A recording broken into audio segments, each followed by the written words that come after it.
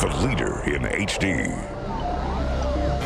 This is 12 News Today. Well, deaths on U.S. highways have dropped to a record low during the first 6 months of 2009. Fatalities have been dropping steadily since '05. Deaths on U.S. highways have dropped to a record low during the first 6 months of this year, continuing a recent trend of fewer people dying on roads. Experts suggest fewer deaths each year are the result of a few reasons. Side airbags are now standard equipment on nearly 65% of new vehicles. Also, seatbelt use has climbed to 84%. That is great news. We all want to keep our families safe. One way to do just that is just a click away. Yeah, seatbelts really do save lives, but do you know if you're using your seatbelt correctly? 12 News Today's Brandon Klein is live in Phoenix to show you how you can be sure. Good morning, Brandon.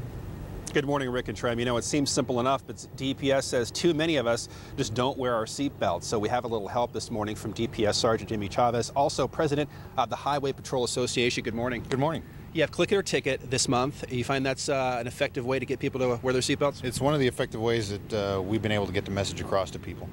Not just wearing your seatbelt, but also wearing it properly. You seem to have a lot of folks who don't. Can you kind of show us what you're talking about here? Exactly. If we want to pan over here to our model here, she's illustrating how to wear the seatbelt properly. It's supposed to fit over the lap and the shoulder, as you can see in the photo there.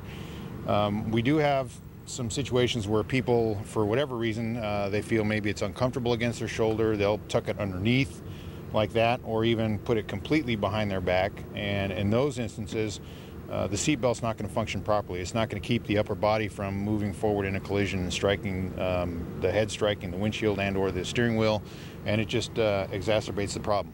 And that's pretty common. You see that quite a bit. Oh, yes, it is. Okay.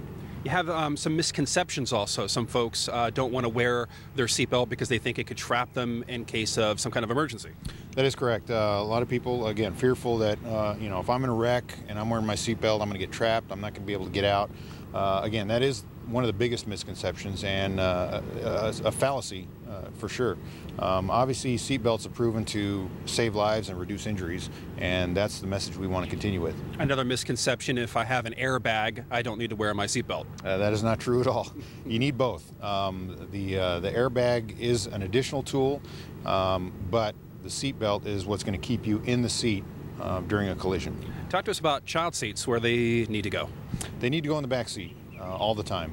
That's the safest place for a child seat. Obviously, with the infiltration of airbags throughout the front passenger compartment, you don't want a child seat that's going to be in the path of an airbag. That's going to cause a problem. So the back seat is the safest place for that child seat. And you won't just ticket for not having a seatbelt, you also ticket for that child seat not properly installed? That is correct. A lot of people think that the child seat alone will do the job, but if it's not strapped in, it's nothing but a projectile ready to go in a collision. Okay, thanks very much. Click It or Ticket program is all month, but obviously DPS would like you to wear it all year round. Live in Phoenix, Brandon Klein, 12 News Today.